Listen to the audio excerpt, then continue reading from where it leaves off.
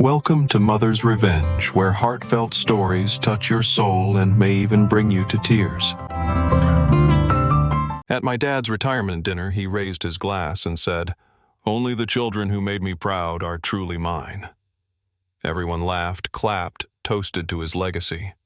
Then he looked straight at me, the son who became a teacher, not a lawyer, not a CEO, and said, "You can leave." The room went silent. Forks froze mid-air. I stood up slowly, my chest burning like someone had branded failure into me. Cameras kept rolling. My father smiled, and I realized humiliation was part of his speech. But before I could walk away, my wife stood too, and what she did next silenced every person in that golden room.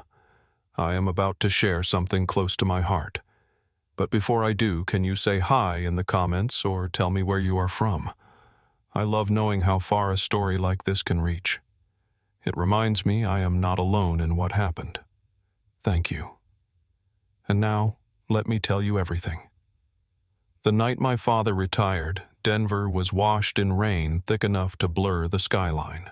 By the time Marissa Hale and I arrived at the Silvercrest Grand Ballroom, my shoes were soaked through, and my heart already felt heavier than the weather. I had rehearsed what I would say to him. Congratulations. Maybe even a quiet. I am proud of you too, Dad. But when I stepped into that glittering room filled with chandeliers and cameras, I knew there would not be room for any of that. The banner above the stage shimmered in gold. Hale Education Trust, ex-Bright Path Foundation, $7 million commitment. Everything screamed prestige, crystal glasses, ivory linens, a string quartet humming under polite chatter. My father, Dr. Richard Hale, stood at the center, shaking hands with superintendents and CEOs. He was the image of what the education world called excellence tall, composed, expensive. And somewhere deep down, I still wanted his approval. We were 10 minutes late. Denise Carter, my stepmother, did not miss the chance to note it. "Always the creative spirit," she said with a smile sharp enough to cut glass. Her sequined gown reflected the chandelier light in perfect rhythm to her calculated charm. "Do not worry, dear. We saved you a good spot." But as I scanned the VIP table, the one in front of the cameras and sponsors, my name was not there. Next to my father's card, the seat read Lauren Mercer, Denise's daughter, the rising corporate attorney. I blinked, thinking maybe I had missed something. Denise followed my gaze. "You will find your name at table 19, she said. "We thought you would be more comfortable with the other educators." "The other educators?" It landed like a sentence. Table 19 was tucked behind a marble pillar at the far end of the ballroom. I could already see the difference.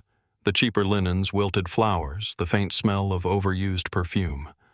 I nodded once, jaw tight. As we made our way there, the sound of laughter and champagne clinks echoed behind us. From the corner of my eye, I saw Lauren Mercer glide toward the stage with Denise Carter, already shaking hands with donors like she had inherited the role. My father did not look at me, not even once. Marissa Hale's fingers brushed mine. "Do not react yet," she whispered. Her voice was calm, too calm for what was happening. She pulled out her phone, typing something quick. I caught the screen flash. "Ready?" Whoever she was texting replied instantly. When my father took the stage, every flash bulb in the room went off at once.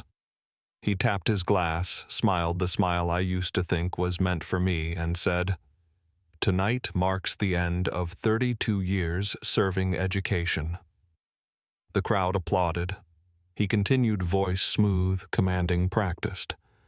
And as I reflect on my life's work, I realized something only the children who made me proud are truly mine. The audience laughed. Then came the line that would replay in my head for months. My father's eyes found me. "You can leave." The air cracked open. People glanced between us, unsure if it was a joke. It was not. My throat locked, but I stood anyway, my chair scraping the polished floor like a protest. For a second, no one breathed. Then Marissa stood too. Her face was unreadable, but her eyes steady, deliberate met mine. She slipped her phone into her clutch and said softly, "Not yet." He raised his glass and the room erupted again in applause. To them, it was just another performance. To me, it was exile dressed in gold light. Dr. Rohan Singh, sitting near the edge of the VIP table, looked down at his phone and frowned. I did not know it then, but he had just received the first message that would change everything. I should have walked out. Instead, I followed Marissa's lead, her hand firm around mine. "We will stay," she whispered for now. And under the chandelier's cold brilliance, I realized she was not scared. She was waiting. Table 19 sat in the shadows, half hidden behind a pillar draped with velvet. The laughter from the main tables reached us only as faint ripples like echoes from another world. Around me sat 5 teachers, people who spent their lives holding classrooms together with patience and duct tape. Ms. Lynn Parker from math, Mr. Daniel Ortiz from history, Mrs. Julia Ramos from elementary.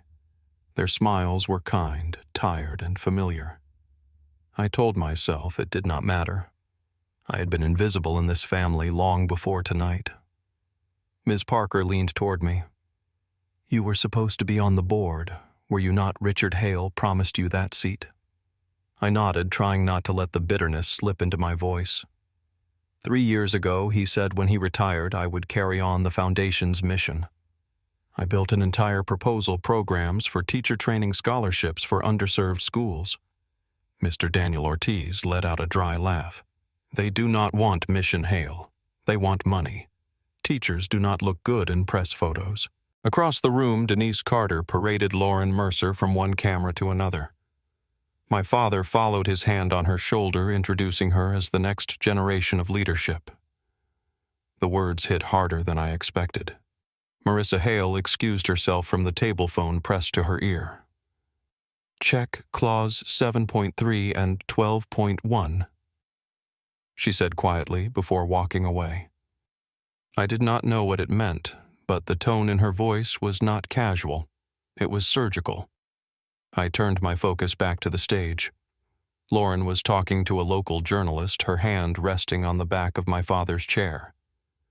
"The new board has already been finalized," she said confidently. "No need for additional approvals." Something about that sentence hooked me.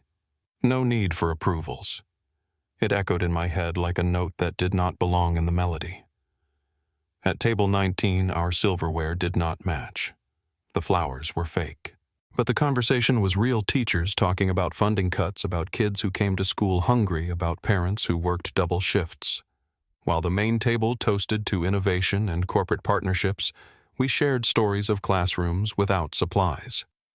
I looked around and realized that table 19 was not just a seat in the back.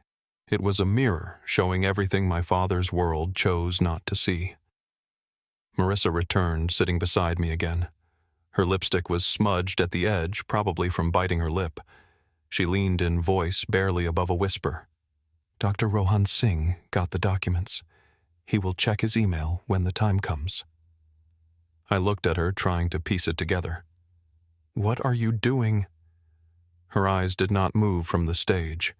"Just trust me." Trust. The word felt foreign in that moment. But I did. Because in a room full of people who had erased me, she was the only one who had not. Denise's voice rose over the music. "This is Lauren, my daughter, the youngest attorney to lead our education legal division." She turned slightly toward us. "And that is Richard's son, Evan. He teaches high school science. Such noble work."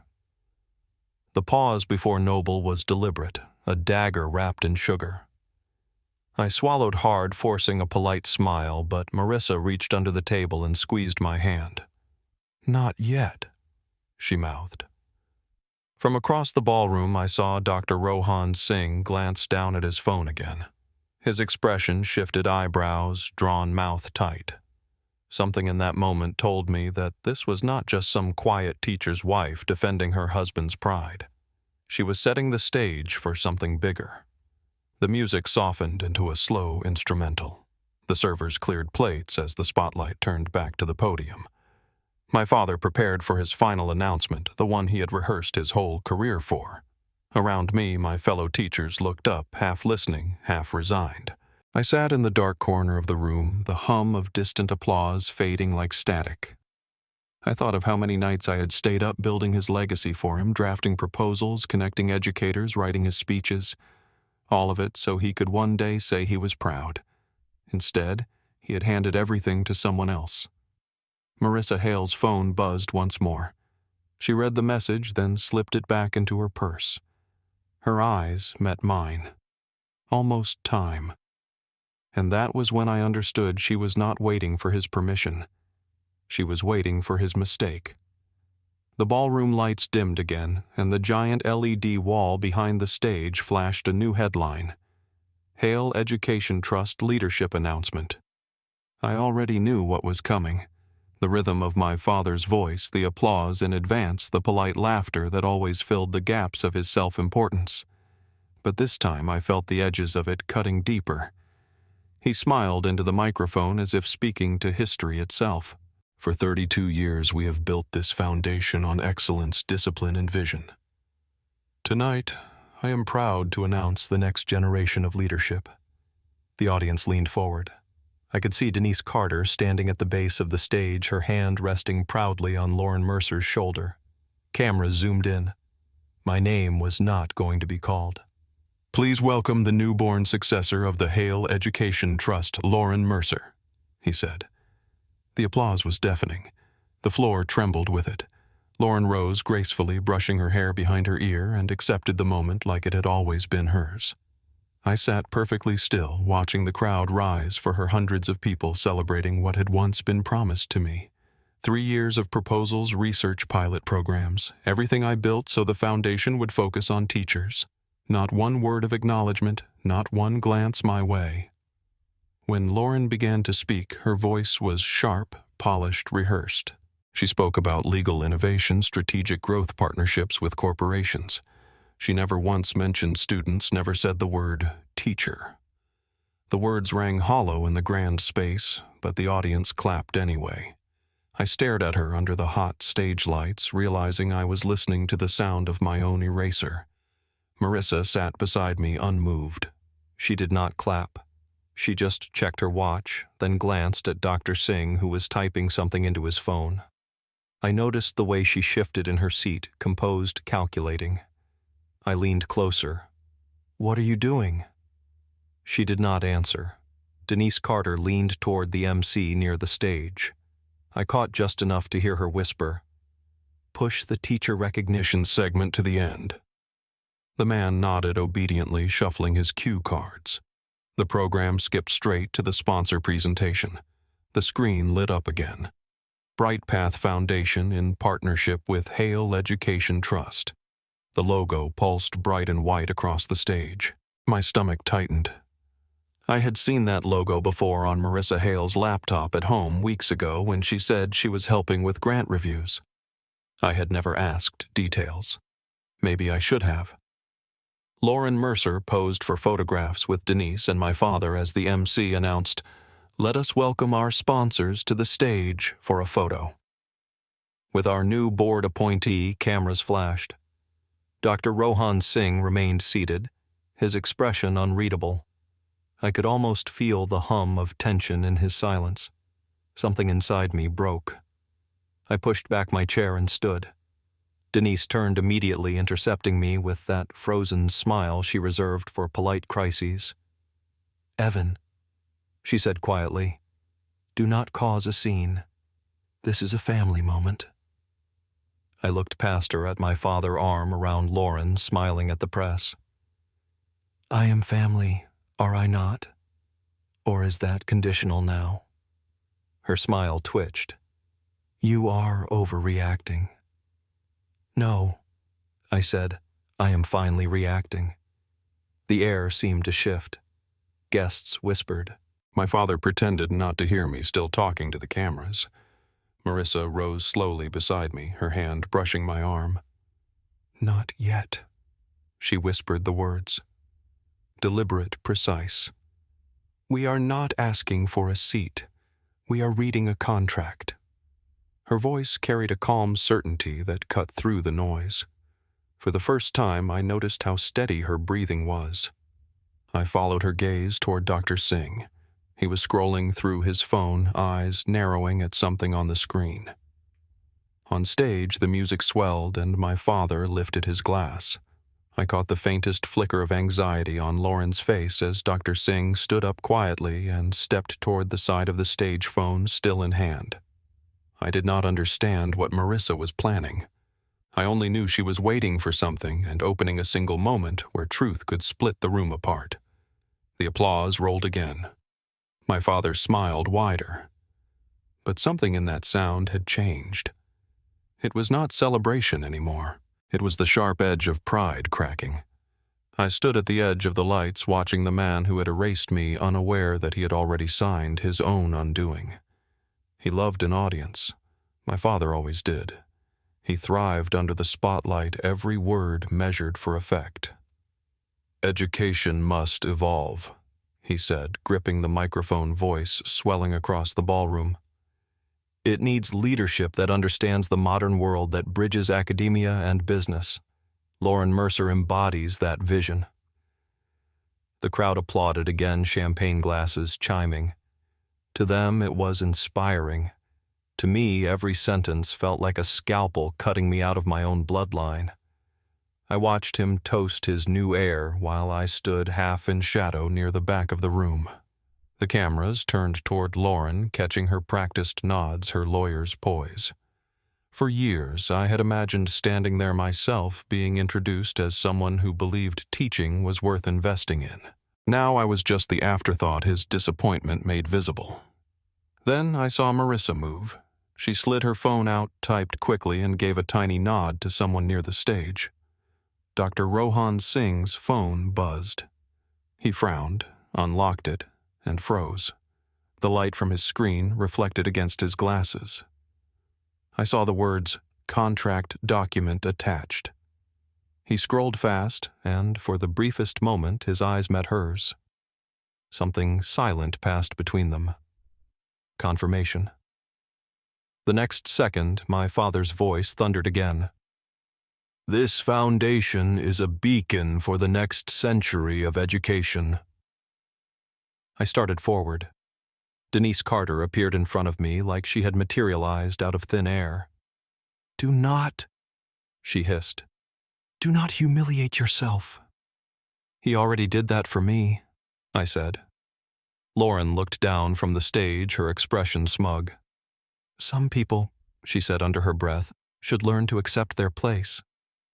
I took one more step, but Maurice's voice stopped me, calm, clear. "Excuse me," she said, walking straight toward the podium. Every head turned. "Before you continue, I would like to address the room, on behalf of Bright Path Foundation." There was a ripple of confusion.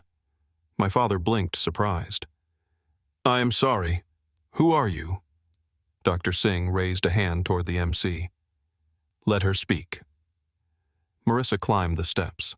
The ballroom lights caught the subtle shimmer of her navy dress. And for the first time that evening, she looked every bit the woman who belonged on that stage. Not by bloodline, but by command. She took the microphone. "Before this appointment becomes official, we should review the terms of the contract your foundation signed with Bright Path. Clause 7.3 outlines the requirement for active educator representation on the board." Silence, the kind that hums right before a storm. My father's smile stiffened. "Mrs. Hale, I do not recall inviting you to comment on internal decisions." Marissa did not flinch. "Then perhaps you should reread the agreement you signed 6 months ago." Cameras swiveled. Dr. Singh stepped closer, holding up his phone. "She is correct," he said. "I have the document. It requires prior sponsor approval before any leadership announcement." The audience murmured, unsure of what they were witnessing. My father's composure faltered. He turned to me, his voice sharp, desperate to reclaim authority. "You did this, did you not?" You brought her into this to embarrass me. I met his stare. No, Dad, I said quietly. You did that all by yourself. Denise Carter rushed to his side, whispering furiously, but her words were drowned out by the buzz spreading through the crowd. Reporters moved closer, phones raised. The LED screen flickered, then went black. When it blinked back on, new text scrolled across it. Contract Clause 7.3, Active Educator Requirement. Gasps swept the room. My father's legacy. 32 years of unshakable reputation suddenly looked fragile under a single paragraph of fine print. Marissa Hale stepped back, handing the microphone to Dr. Rohan Singh, who began reading aloud. Any appointment to the board must include at least one current classroom educator and requires written approval from the sponsor prior to announcement. Failure to comply constitutes immediate breach of contract. The silence that followed was not polite anymore. It was judgment. My father's hand trembled on his glass. Denise turned pale. Lauren Mercer stood motionless, eyes darting between them. I stood at the edge of the stage, breath steady for the first time that night. I looked at Marissa, her face calm, unflinching. I realized she had been building toward this all evening, setting the pieces one by one while everyone else played pretend. My father tried to laugh it off, voice cracking under strain. We will resolve this privately, he said, waving a hand. These are formalities. Dr. Singh's tone was firm. No, Dr. Hale. This is the contract you signed, and it is binding. For a long moment, no one moved. The tension was thick enough to feel it pressing against your skin. Cameras kept flashing. Somewhere, a waiter dropped a tray, the crash echoing like punctuation. Then, in the middle of all that noise, Marissa looked at me. Just one look, but it said everything. The moment is here. The stage is ours now. I did not speak. I did not need to. The screen behind them glowed white, the contract line shining like a verdict. And in that second, I knew the night had just shifted. What had begun as my father's celebration was about to become the reckoning he never saw coming. The ballroom had lost its shape. Lights flickered. The polished floor glistened with spilled champagne, and voices rose in chaos. Cameras zoomed from every angle as Denise tried to call security, waving her diamond-crusted wrist like a warning flag, but no one moved.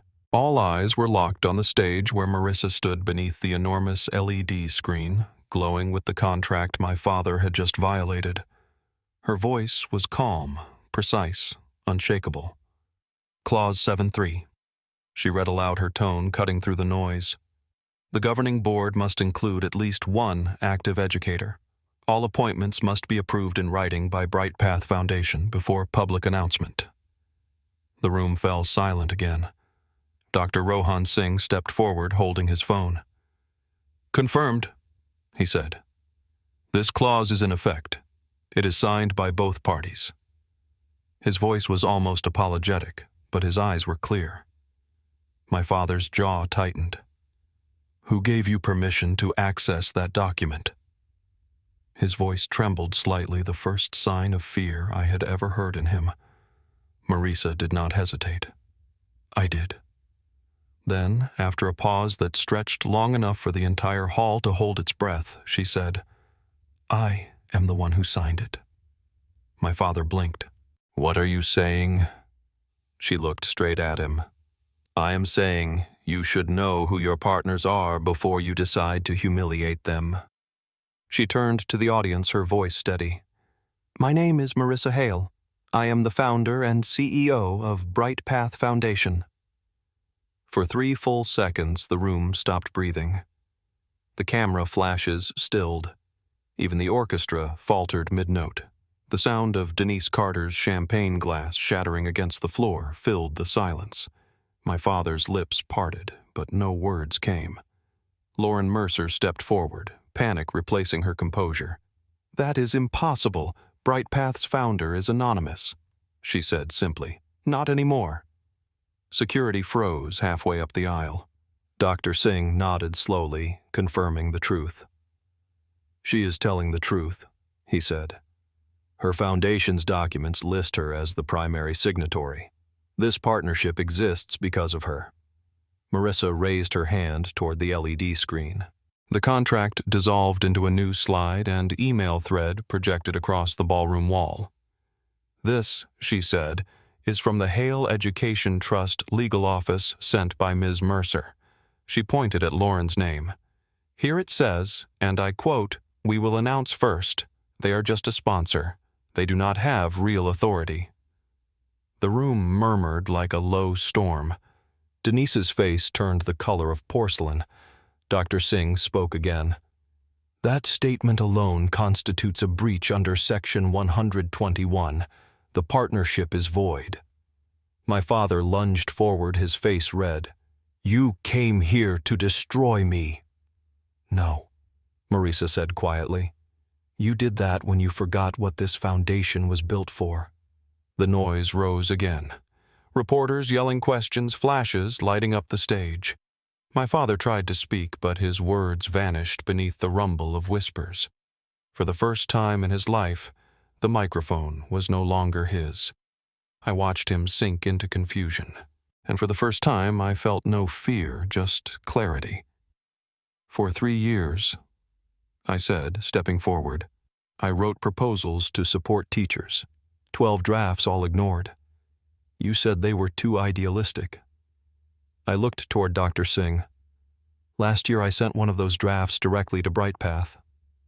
It was called Classroom Equity." Dr. Rohan Singh nodded. "That proposal is what led BrightPath Foundation to fund Hale Education Trust in the first place." He turned to my father. "Your son's work brought you that $7 million sponsorship." Gasps rippled across the room. Marissa Hale lowered the microphone slightly, her eyes never leaving mine. "You see," she said softly, "sometimes standing up does not require volume, just truth." My father slumped into a chair, staring at the floor. Denise Carter tried to smile at a reporter pretending control, while Lauren Mercer typed frantically on her phone, already trying to contain the fallout. I looked around at the faces, the cameras, the blinking red lights of live feeds capturing every second. "He taught me to respect the spotlight," I whispered. "But he never told me what happens when it turns against you." Marissa handed the microphone to Dr. Singh. "Effective immediately," she said. "BrightPath Foundation withdraws its $7 million sponsorship from Hale Education Trust." The sound that followed was not applause or gasps. It was the collective noise of a legacy collapsing. And yet, beneath it all, I felt something rare silence inside me. Finally, after years of being drowned out, I did not know that this was only the beginning. The microphones were changing hands for good. And soon, everything that had been hidden under his reputation would surface under our names instead. By the time the orchestra stopped playing the gala, no longer felt like a celebration. Guests rushed toward the exits, heels clicking against marble voices, overlapping in disbelief. The hashtag Hale scandal had already started trending on screens behind the bar. Dr. Singh stood near the podium, speaking into a cluster of microphones as journalists surrounded him. "As per the terms of the BrightPath contract," he announced, "the Hale Education Trust is now suspended from all sponsorship benefits pending investigation. A new governing body will be established." Denise stormed forward, pointing at Marissa. "You planned this. You set a trap for my family." Marissa did not even flinch. "No," she said quietly. "You built the trap. I just turned on the lights." My father rose unsteadily from his seat. The confidence that once defined him was gone, replaced by something smaller, raw. "You did this," he said to me, his voice low and shaking. "Was it revenge?" "No," I said. "It is the end of pretending education is just a stage for your ego." For the first time, I saw him hesitate, not out of pride but disbelief, like he could not understand a world where his authority no longer mattered. Marissa stepped to the screen again. "Before you call this unfair," she said, "let us talk about integrity." She pressed a button, and a new document appeared. Leadership Advancement Program Draft by Lauren Mercer. Next to it, another file opened my own proposal, the Classroom Equity Project. Side by side, they were nearly identical. 40%, Marissa said calmly. "That is how much of his work your daughter copied, word for word." A hush swept the room. Lauren Mercer's face drained of color. "We only referenced it," she stammered. Dr. Rohan Singh shook his head. "This is plagiarism and a direct violation of the funding ethics clause." Reporters surged closer. Phones lifted. Somewhere a live feed replayed the moment on a giant monitor near the exit. The words "Hale scandal" flashed in red comments streaming. "Father disowns son on stage. Son's wife reveals massive fraud." My father's voice trembled. "Singh, please. There must be a way to fix this to save the foundation." Dr. Singh's reply was gentle but final.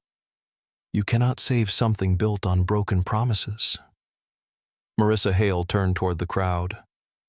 "Bright Path will establish a new fund, one that belongs to the teachers, not the boardrooms." Denise Carter scoffed, but her voice barely carried over the noise. "You think people will trust you after this?" Marissa smiled faintly.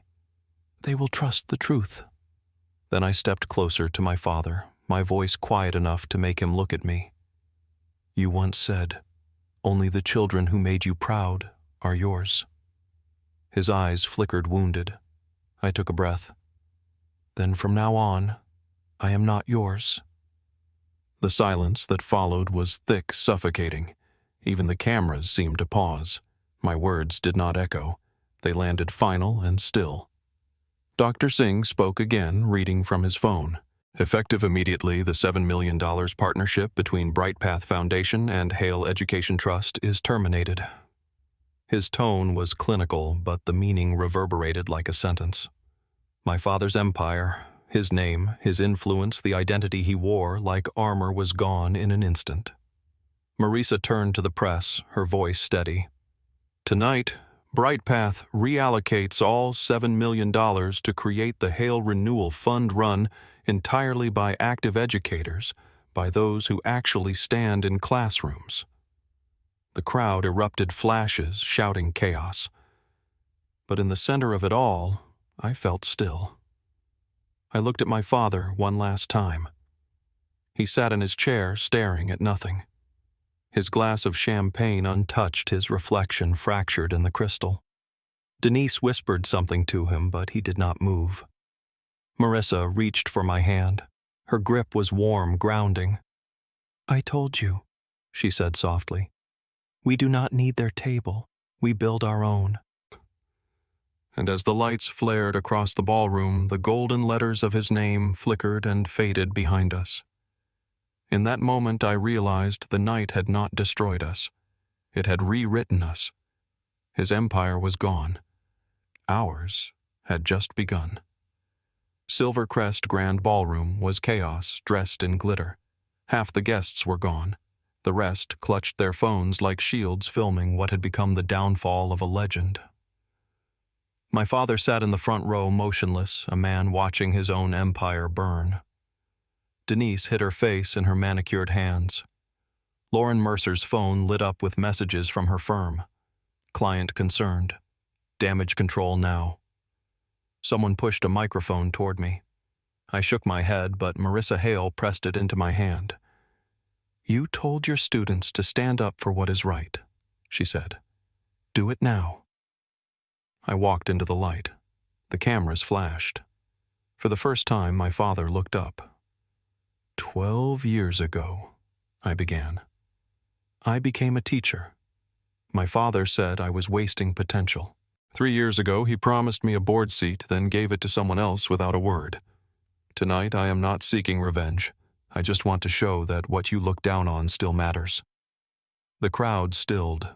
Even the sound crew stopped moving. Dr. Rohan Singh cleared his throat.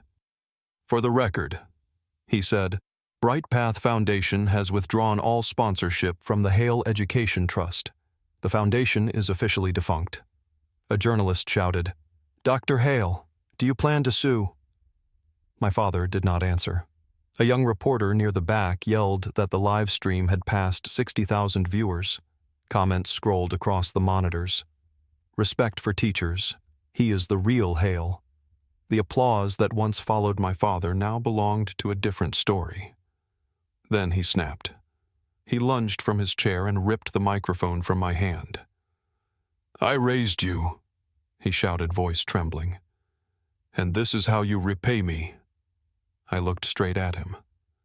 You did not raise me, I said. You raised your image. I was just a prop. Gasps cut through the air. Denise Carter grabbed his arm, begging him to sit. Marisa stepped forward. Before this turns into another speech, there is one more document. She nodded to the technician and the screen changed to an email with my father's signature. Ignore the clause. Announce before the gala. She turned to him. No one trapped you, Richard. You broke your own bridge. Dr. Singh confirmed it with a quiet finality. The trust is dissolved. I bent down, picked up my badge from the podium, Evan Hale Educator, and laid it flat on the wood. I do not need anyone to call me their son, I said, as long as my students still call me their teacher. It started at table 19. One person stood, then another, until the entire back of the room was on its feet clapping. The sound rippled forward until even the front rows joined in. My father left the stage without a word. No one followed. Marisa took my hand.